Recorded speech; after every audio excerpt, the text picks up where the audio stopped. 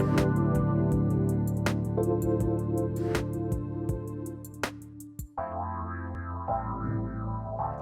everybody, welcome to Three Things I've Learned with me, Susan Dolci, where we share the stories that shift our souls. So take a deep breath here. So I do share a lot of personal stuff in this show, but there's one story in my life that I rarely share, and maybe because it happened so long ago, or maybe because it's too personal. But after reading my guest's book, it reminded me of that time in my life. I got married to my first husband pretty young after a rather hasty courtship. I was barely 21 and desperate to move away from the expectations of my parents and my own limiting beliefs. Like I needed to go, and he seemed like my ticket out. So this meant dropping out of college and moving almost 1,000 miles away from everything and everyone I knew. I really did think I knew what I was doing because, when you're 21, you think you know everything. But I did have a plan to go back to college on my own terms, which I did. But at that time, I thought I was running away from my situation when actually I was running straight into my own dark night of the soul, my own spiritual deconstruction, really clueless of what I was getting myself into. And there's always two sides to every story. So I'm going to pass on the details of how that relationship turned my life upside down. But I just want to say that I learned a lot about my strength and my fears and my faith and my soul. And in retrospect, I am truly grateful for the lessons I learned in those. It was almost 6 years. My guest today, at the tender age of 20, not only ventured on the road trip of a lifetime, driving solo, which I don't even think I would do now at 57, driving solo from North Carolina to Southern California, but then also had the courage to write about her very personal spiritual deconstruction. Emily Dobberstein is a writer, community organizer, backpacker, and world traveler based in Asheville, North Carolina. In her first book, The Courage to Go, a memoir of the 7,000 miles that healed me, Emily shares her musings on wonder, grief, womanhood, healing, and her Christian faith deconstruction. Emily invites us all to reconsider where we come from and challenges us to plunge forward courageously into our own great unknown. Emily, welcome to the show. Hi, Susan. It's such a gift to be here. I'm so excited. Well, I'm so excited because I almost didn't get on at the very last minute. I was having technical difficulties, and so I'm still a little flustered. That's never happened to me before. Anyway, before we get started, Emily has so graciously offered to give away an autographed copy of her book. And it's when I picked it up and started reading it, I couldn't put it down. So you kind of call it a travel memoir, but it's really so much more than that. I mean, this is a can't put down sort of book. So she's giving away a free autographed copy to the first caller. And if you call in and you get Olivia, she's take down your information. That number is 1-800-930-2819. So as I shared in the opener, I had to break free from a very controlling relationship at a pretty young age. That's part of your story. So impressed with your courage and your fortitude to do what you did. But it reignited all of those feelings of unworthiness and vulnerability in me, like all over again. And I was sitting in the bathtub reading the book going, oh, I totally feel you, girl. I know. Yeah. So I'm super impressed that not only, like I said, I have the courage to go, but to actually write the book. Like, I think putting that personal story on paper and for the whole world to read, like, kudos to you on that vulnerability. Like, so what led you to get to that place where you're ready to do that? Yeah, that's a great question. I will say publishing this book has been the most terrifying thing I've ever done by a long shot. And though my book became sort of an idea in 2016, shortly after getting back from this trip, I still had a lot of healing to do before I could even put language to my own experience, much less feel kind of tied up enough in my own soul to be able to release something so vulnerable out for the public to read, especially knowing that a part of my story does critique an institution that doesn't always take critique very well. And I had experienced that in my own personal experience of Christianity, as far as just people not really being willing to have conversations always that lead to tension or anything like that. And so I definitely had a lot of fears to get over in actually getting to the publication date, which led to me having to be really honest with myself as far as what I was ready to be open about, and when it felt right to release the book, opposed to doing it from like a business mindset of like, oh, well, it would sell really well during this season of the year, and like I just wanted to strip all of that away and kind of make it a much more intuitive process, because I knew that I wouldn't be able to invite other people, especially my readers, into that raw space unless I felt really comfortable in that raw space. Does that make sense? Oh, absolutely. Absolutely. And so Yeah. if I apologize in advance if all of a sudden I take the mom role, because I think you're old enough to, I think my daughter's the same age as you. So that's why I'm like, oh my God, I'm just so like, when I was reading it, I was scared for you and I was excited for you. And then I was like the mom for you. And Yeah. but yeah, so speaking of parents, like I'm sure that had to be a whole huge hurdle to conquer. Yeah. As far as just my parents' reactions to me doing this, is that what you mean? Well, yeah, I mean, because like if there are so many times I thought about writing my story and I was like, you know what? I know there's ways to write a story and leave, you know, names or people out of it. But I always feel like then it's not really the true story. It's sort of like dancing around the topic. And so I'm sure there's the whole aspect, and we're going to talk about that more, about leaving your faith. And I'm sure that, took a toll on relationships and things like that. But yeah, like, were your parents, were they resistant to you doing this, or were they supporting you in it? I think they were definitely resistant, but I'm already a stubborn person, regardless of what season I am in my life. But I think I just had such an intense gut feeling that I needed to leave, that there was nothing they could really do to stop me. And I think they were able to intuit that, to where like they didn't push too hard against me going, and more just kind of went into the gear of like, well, here's all the things that you can do to make sure that you stay safe. And of course, at 20, when you're in the middle of your first life crisis, you don't want any of that from your mom or your dad. So I definitely felt a little frustrated with how involved they wanted to be with my trip, because I definitely took this trip to get solitude for the first time. Yeah.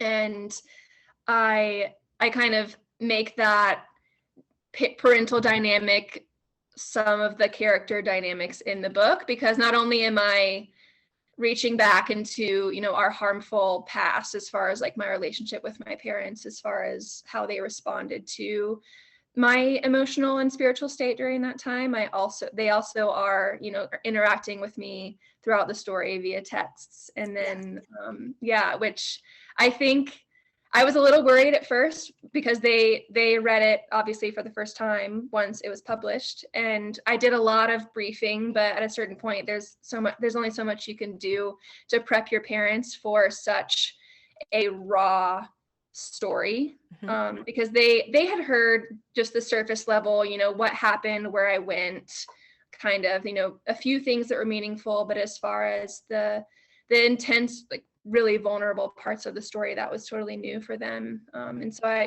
though I'm not a parent yet, I can imagine how intense that is to read, just your child's just experience through depression and anxiety and loneliness and despair, and reading a book where that's so clearly laid out in just basic human terms that I hope that lots of people can relate to, regardless of their background. But yeah, that definitely has been a point of tension at first in the early years of me starting to write this book, but thankfully over the past few years, my parents have done a lot of growing in their own journeys, separate from our child-parent relationship, which I think has made them much more open to holding space for the person I am now, opposed to this child that they thought they raised to be a certain way. And that has been really huge as far as just being able to reconnect as adults, which I think is a huge transition in a parent-child relationship. Absolutely. Yeah. I mean, as a now parent of adult children, like I always used to joke around when my kids were little, I'm like, I'm not your friend, I'm your mom. There'll be a time where we can be friends. But yeah, I mean, it's as they get older, I understand, there's a lot of boundary setting on both sides, and that we have to respect those boundaries. And I've always looked at and here I drift off into the parent topic again, like I always do. That's okay. When you get to that young adulthood phase, whether it's in high school or college or whatever, I always have to remind myself and my husband, like, it's their journey. Like, we might have birthed them and brought them into this world, but it's not about us, and it's not our journey. And we have to just be there in whatever way we can to support them on their exploration, their, getting in touch with their soul and their purpose in the world. So yeah, I could talk about that for forever. No, yeah, it's meaningful. I'm glad that that connects with you. Yeah, no, I mean, the whole book totally connected with me. And side note, listeners, everybody out there, she is an exquisite writer. Like, you really are a very talented writer. So I almost want to put that in there too. Yeah. This is a good time for me to take a little break, get a sip of water, because we're going to dive into some deep topics when we come back. Yeah. Today, I'm talking with Emily Dobberstein, the author of The Courage to Go. You're listening to 3 Things I've Learned, and we'll be right back.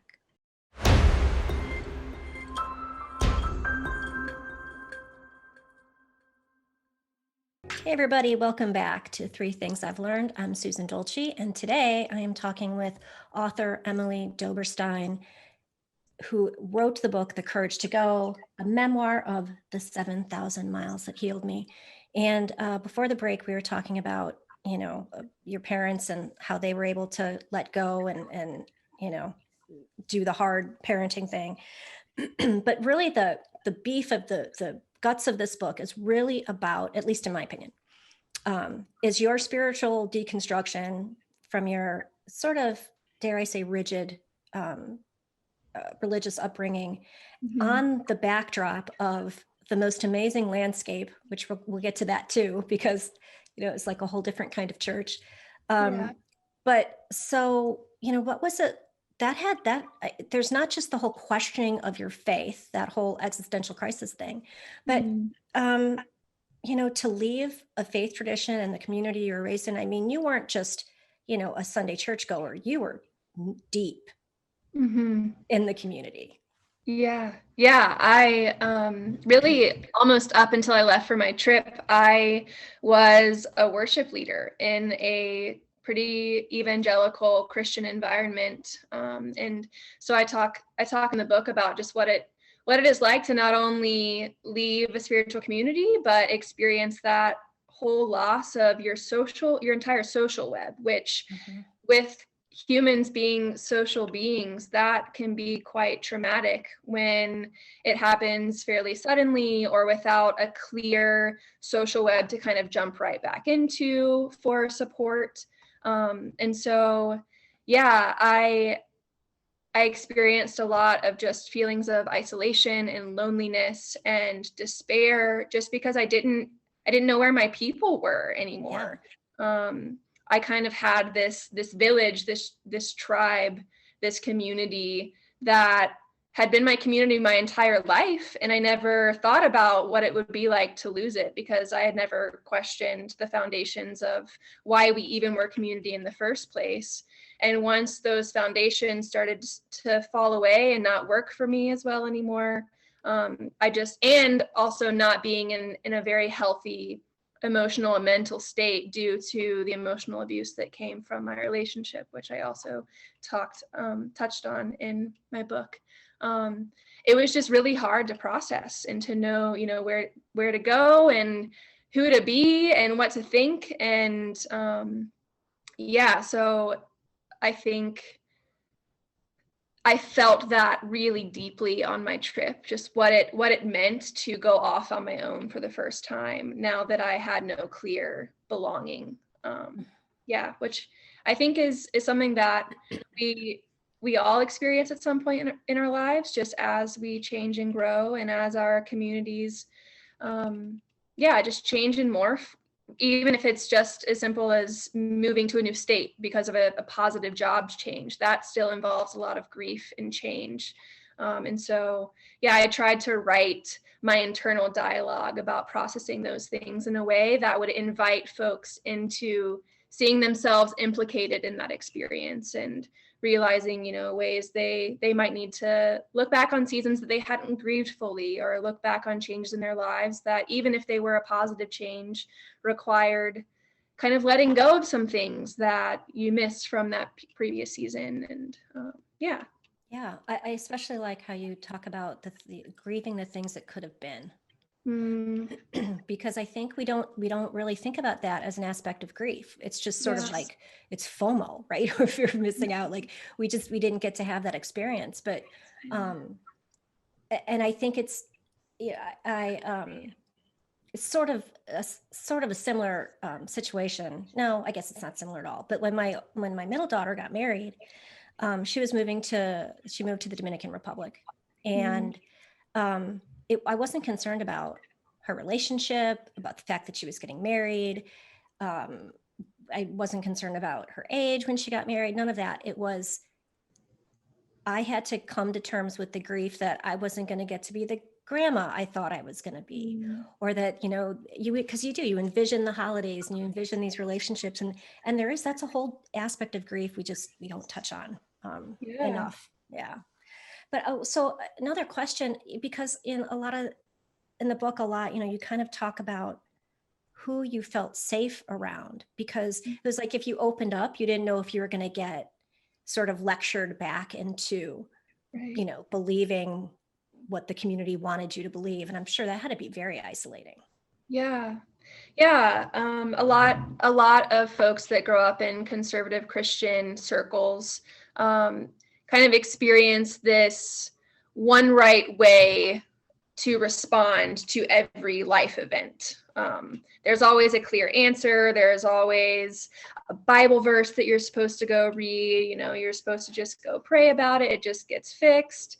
And so after spending 20 years of my life in an institution where, when you present or when you open yourself up to communicate like, hey, I'm not okay, most of the time people respond with something that you need to do to become okay again, opposed to just shutting up and sitting with you in your pain, which I think in most of our experiences that cause pain or trauma, really all we need is for someone to sit with us and say that you're not alone. Right. And because I hadn't ever experienced that, it was really hard in my healing process to trust that was even possible, which made my timeline of healing take a pretty long time. I mean, multiple years of working up the trust in humanity again, of just being able to be an open and honest person and be accepted right where I was at, opposed to being told, okay, yeah, I see you where you are and this is where you should be, and that's on you to fix. Like, your pain is too much for me to sit with. Like, good luck, sorry. So that idea of safety is something that's really important to me, especially today, as I feel like someone that is an advocate for folks who have been through this process, is establishing safe places for people to be open and vulnerable and honest about their human experience without the fear that they will get shamed for not doing enough. Or fixed. Right. Right. That's a perfect segue to one of the other things we kind of said we wanted to talk about, which I'm a huge fan of, and that's embracing the gray space. that liminal space, you know, like it's not all black and white, and we don't necessarily have an answer, and we don't have the right words, and it's just this sort of uncomfortable, squishy place that we need to kind of hang out and appreciate it for what it is. Yeah. Yeah, I like that squishy place. That definitely is what it feels like when just like anything goes and there's no clarity. Yeah. Do you just want me to talk about my thoughts? Well, yeah, about? like I think, yeah, because I think there's so much to be learned in being able to hold that tension, which most people can't. They really struggle in that. They want it to be black and white, especially, Right. you know, in the more conservative religions. It's like you said, they're going to give you a Bible verse, and here's what you need to go journal and need to think about, and as opposed to just really sitting with the I don't know-ness and being Right. okay with that. Like it's okay to not know right now. Right. Well, I think that it's a practice, and that's something that a lot of folks don't highlight in either, whether people use language of, you know, deconstruction or healing or whatever it may be. Sitting in that gray in between space requires practice, because I feel like for most of us that grow up in like traditional education systems, there are right answers, and we're kind of trained to view this like right and wrong, true and not true, us and them mentality, because that doesn't take too much energy for our brains to process. It's easy to just jump to, okay, well, I'm not that, like that's separate from me, or this is what I believe to be right and that's just wrong. But what I learned really starting on this trip is there's a lot that we just have to sit in the unknowing. Which I honestly, most of our life is sitting in that unknowing and finding ways to breathe in ambiguity.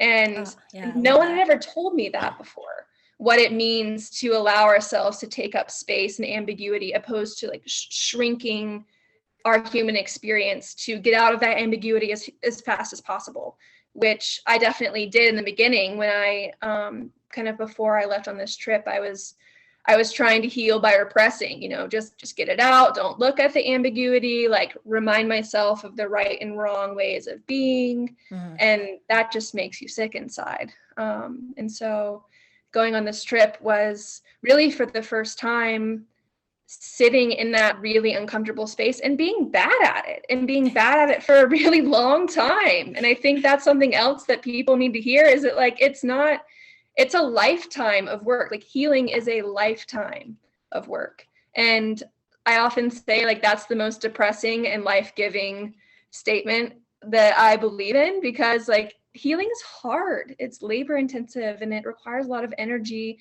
And sometimes it's just nice to turn your brain off. And where I do believe like, you know, taking rest is important. I think it's really beautiful that healing takes forever, or at least there's always something else, another layer that we can peel back to become a more authentic and whole version of ourselves. And I think that's so beautiful. And once I realized that those gray in between spaces were actually where freedom and light and life and healing were found, I was like, oh, I want to actually live my life from this place, opposed to taking every chance I can to get the heck away from it. Which, was one of the most freeing realizations on this trip for me. I like to say that life happens in the messy parts. You know, life doesn't really happen in the squeaky clean. You know, like that's how we learn and grow and deepen our relationships, is in the messy parts. Yeah. So we're gonna take another quick break. Today, I'm talking with author Emily Dobberstein and about her book. We're gonna take a little break and we'll be right back.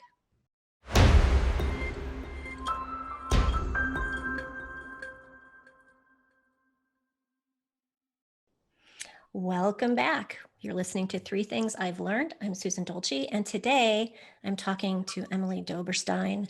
She's the author of The Courage to Go. It's a travel memoir. She calls it a travel memoir. I would call it a I can't think of the term, like a coming to age sort of memoir, because it's so much more than her travel. So she's giving away an autographed copy of the book. If you're interested in that, I suggest you hurry up and call, because this is a great book. She's also an exquisite writer. 1-800-930-2819. And Emily, where can people connect with you, find you, get your book? I'm sure on Amazon. Yeah. So my book online is available pretty much wherever you typically buy books. So Barnes & Noble, Amazon. It's available in various ebook formats. So Apple, Kindle, all of the good things. And then I also sell copies from my website, which is just my name, www.emilydobberstein.com. And yeah, those are the main places to get my book. If you do have a local bookstore that you really love, you can go to them and just have them order it the way that they would order any other book if they don't have it in stock already. And that would be a way to support kind of a local business if you don't want to go directly through a big corporate Amazon. But I get the convenience. Sometimes it's just easier. So yeah, that's where you can find it. Yeah, we're definitely at a time where we need to support local business as much as we can. So before the break, we were talking about gray space, liminal space, that squishy space where people don't like to be because it's uncomfortable. And I liked how you said, like, embrace the ambiguity. Most of us, we're not taught to do that. We're taught to run away from it or numb it or push it down or whatever. Yeah. So one of the things that, to me, again, as I keep saying that you're such a great writer, but this experience of yours is set against the backdrop of several different landscapes from national parks, everything from the desert, from Sedona to Yosemite, and your descriptions of the climbs, the hikes, the forests, the crystal clear lakes, like it's definitely, I was there with you. I was totally there with you. But I would like to know how, if you feel like having that experience in nature gave you a different understanding or a different connection to God. Yeah, I would say definitely. I think that my trip across the states and my experience backpacking and hiking throughout all the national parks that I traveled to, I believe was my first authentic church experience ever, maybe. Because there was no pretense. There was no expectation of who I had to be or what I had to believe. It was just pure being and pure existence and pure love and light. And I often say, the most Christian aspect that I believe I still have carried into my current spiritual life today is this idea that God is I am, God is being, God is the culmination of existence. And I think that the wilderness often is the place where we experience that most intensely, because I do believe that the woods or the desert or these wilderness places are an invitation to be our most authentic self, because it's away from the rise and grind of the machine of the economy. And there's no way to believe that you have to produce to have worth in the woods, which, as someone who grew up in this very perfectionistic mindset, I have to get all A's, I have to become a doctor, whatever it was that I, grew up thinking. I definitely created this idea that I only had value if I was producing or getting the grades or fulfilling a checklist. And then suddenly I went on this trip, and for the first time, I had nowhere to be, which was a completely different experience. But yeah, I would say that though I feel like I understood the divine more on this trip, my language for the divine kind of dissolved, which was a really beautiful experience, because I didn't need to have language for the divine or God anymore. It was just pure experience, which I think is the most raw way to live an integrated life. and a way Absolutely. to the most authentic way to commune with the divine, to use a more like religious language description. But yeah, the places that I went, I think being the backdrop of my experience, provided so many metaphors to just think and process and see myself in and be inquisitive about, which I think led me to deeper healing that I could have gotten just, in a talk therapy session with a psychotherapist. Though I'm a big advocate of therapy, don't get me wrong.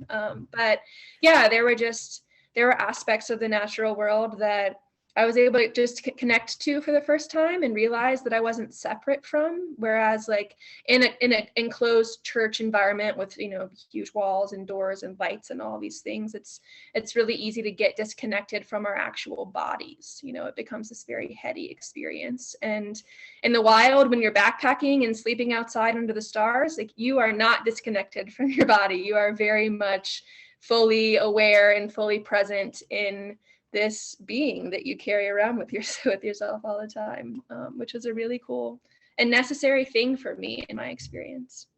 Yeah, absolutely. My most profound spiritual moments have always happened out in nature. It's, Mhm.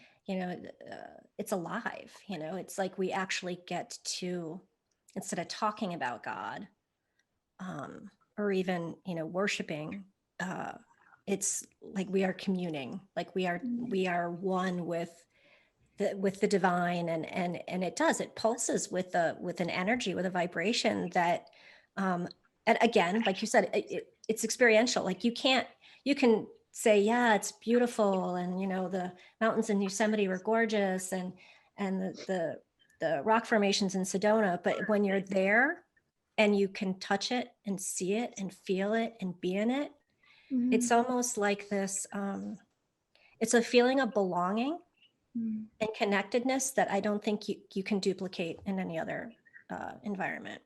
Yeah, I fully agree. I fully agree. So you have this, you've had this experience of wonder and awe and the magnificence of the divine. So how do you keep that in your life now? How do you integrate that to keep Yeah, that spirit flowing now? yeah. I think, well, the natural world part of wonder is definitely still where I go to feel connected and where I go to experience healing and ask hard questions, just because that's where it all started for me. It started in the woods, and because I feel like I can rest and relax when I'm walking, or when I have my pack on and I'm going for an overnight trip, or I've picked up foraging for edible mushrooms as a hobby. So that's been a fun thing. It's been a hobby that has required me to pay attention to the ground for the first time, And which know your mushrooms, right? Because yeah, yeah, yeah, you can definitely end up very dead if you don't do I, it right. yeah, I mean that's a whole books and books worth of learning to know what you're looking for, not just where to Yeah. find it, but what it is. Yeah, yeah. And like learning more about even just fungal networks under the ground, I think sparks wonder, because there's this whole world of communication and relationships underneath us, which is crazy. Like it's so easy to in this human-centered society to think that like, oh, well, we're the only things that are complex and interesting. And then foraging, I go out and I see like, oh, I know that this certain species of mushroom typically grows on this species of tree, and realize like, oh, they have a symbiotic relationship. Things that I never paid attention to years ago. Yeah, so I think that those aspects of my life are still really important for sparking wonder. But I also would say that keeping myself uncomfortable in my relationships and in what I'm reading, as far as just keeping inquisition alive in my life. So instead of separating myself from who I might call other, or who I might not agree with, or we might be on different pages, kind of keeping those sources close in my life, because I believe that when we retain that mindset of wonder and inquisition and fascination, we're much more likely to open ourselves up to the healing change that can happen when these, separate sides are bridged. And it's something that I care about a lot. And wonder, I think, kind of taking this mindset of wonder into interactions where there might normally be tension, whether that be political tension or religious tension or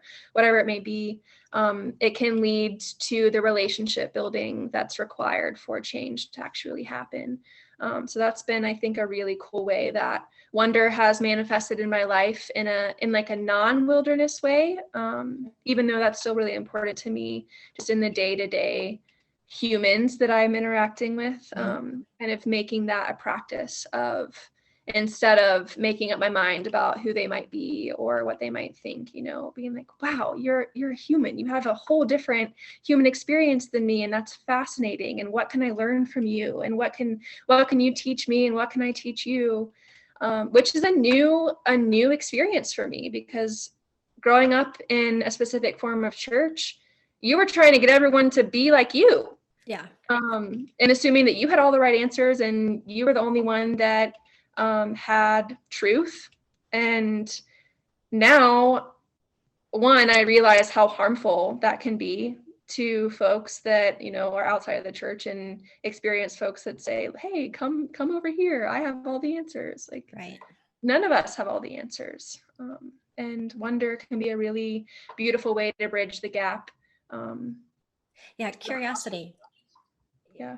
I think, and to sort of get biblical, I kind of think that was the whole idea in the gospel of being like a child, is, approaching everything with curiosity and innocence and respect, without, doing like the us and them, like getting away from duality. One of my favorite authors, teachers, her name's Cynthia Bergel. I think that's how you say her last name, or maybe that's an Italian steak meal. Anyway,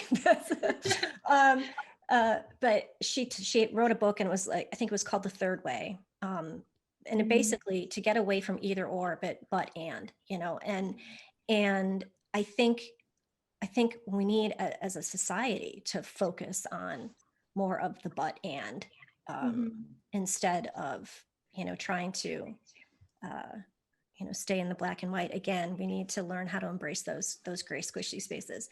And that kind of leads to one of the other things that you bring up in the book, that whoever's going to read this, if you're a young woman, I think you're going to relate to. And it's that whole sort of comparison, embracing ourselves for who we are and how we were made. And that really, if you don't mind, I'd like to read a quote out of the book. Oh yeah. This kind of follows along with some of the work that I do. And I'll explain when it's done. But this is on page 326. And she says, I think all of our clouds, our darkness, our demons, our shadows, want us to do is to tell the truth. They need us to put language to them so they can show us that they're not as ugly as we think them to be, that they're just the parts of us who have been rejected, denied love, kicked out, traumatized, ostracized by whatever system we have left, defining who we can and cannot be. And that just reminded me, like, part of the work I do is called, it's the diamond process, but we talk about, how we're diamonds, and not all of our facets are, they're not all the good facets. They're not all the, pretty, smart, whatever label you want to put on it. There's always an opposite to every facet that we have as humans, and embracing that and saying, and getting away from the shame and the unworthiness. And I think so many women in particular, but I think people in general just so struggle with, I'm good enough as I am. Yeah. Yeah. So like with that, like how, cause we're coming up on the top of the hour, but I'd love to know what you did and what you do now to still say, you know what, I'm perfect as I am. Yeah, that's a great question. for me, in my experience, a lot of that dynamic in my life has involved rewriting the narratives about myself. And most of those narratives for me were taught to me from the institution of evangelical Christianity.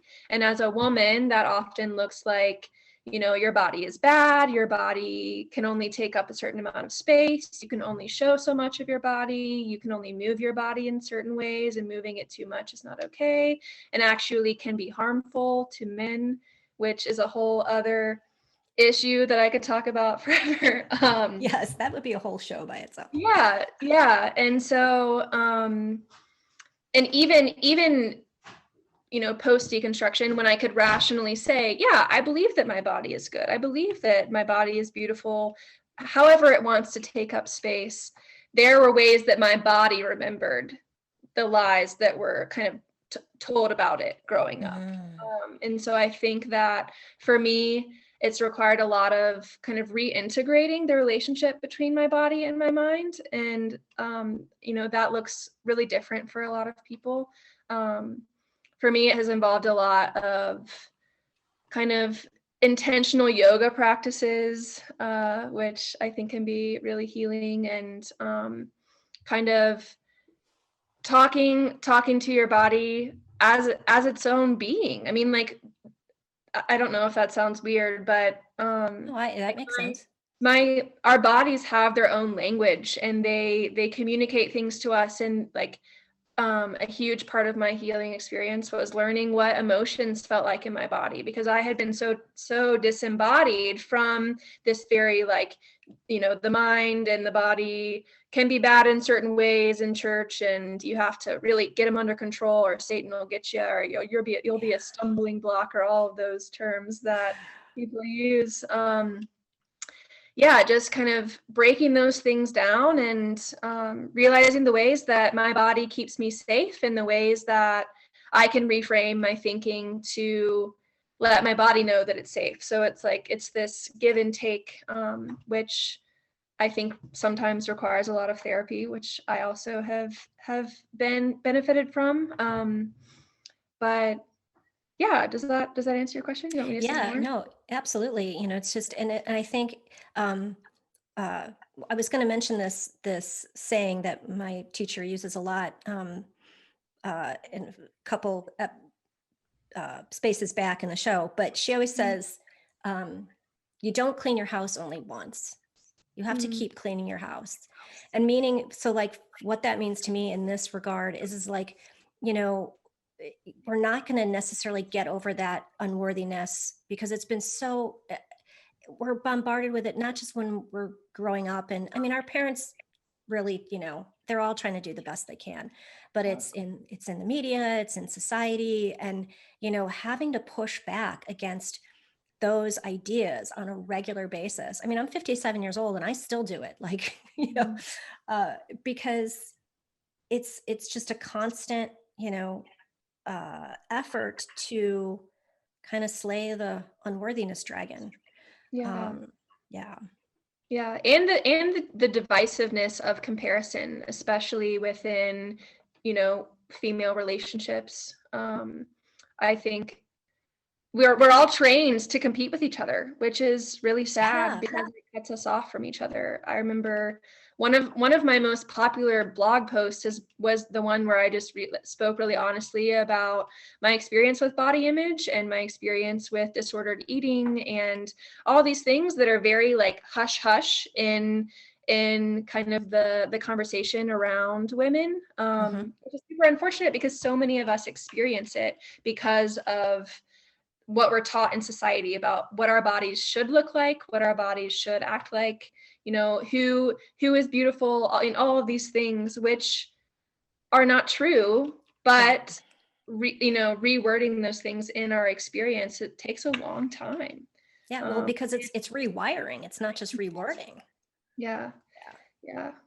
And I think that the most healing thing that we can do in that space is to just be honest, is to just say, hey, like, I don't feel good about myself today, within your community where you do feel safe, like, and have people remind you of who you are. as a beautiful person, regardless of your gender and regardless of the ways your body takes up space in the world. Because even, you know, regardless of how much a person meditates or does yoga or prays or whatever, you know, over time, you don't think about it for a week and then all of your limiting beliefs come back, and you need people in your life to hold you accountable to, like, oh, what are you believing about yourself this week? Or yeah, just having spaces where those conversations are normalized, opposed to someone speaking up and saying, oh, I hate my body this week. That not being shamed, because all of us feel like that at some point. All of us feel like we're unworthy at some point. And sometimes it's hard to believe it for ourselves without being able to externally process that with someone. Yeah, so I'm super passionate about that. I feel like bodies and beauty and eating and that whole complex, disordered relationship is something that I'm really passionate about, and might be a future topic of writing, but we'll see. Oh, yay, book 2. Yes. Well, Emily, thank you for today. This has been like I could have gone on for 2 hours. I had so many things I wanted to talk about with you. But I'm just, I'm feeling very grateful to have this time with you today, and just so impacted by your, that you've come, I don't want to, I'm going to sound like a mom, so I can't help it. It's okay. But how, because learning this lesson as young as you have, like taking all of this in and doing this hard work, like, is, some people die and never get to where you are right now. So I applaud the time that you took to do all this introspection. I'm so glad you put it in a book for all of us to share, because it was just, it's, again, it's a fabulous book. It's The Courage to Go by Emily Dobberstein. And you can get it on Amazon, as Emily just mentioned earlier. You can go to your favorite bookstore and ask them. We support local business right now. But yes, I feel very, very grateful to have spent this time with you today. And emilydoberstein.com. You can get her book there too. If you want to know more about my coaching practices and my diamond process, you can find more about me at susandolci.com. I didn't get to talk about the 3 things I've learned, because I've learned a lot. But we all have a story to tell. Yeah. We can live in the story, or we can transform the story. It's your choice. If you change your story, you can change our world. #Storyfield. Thanks for listening, everyone. See you next time.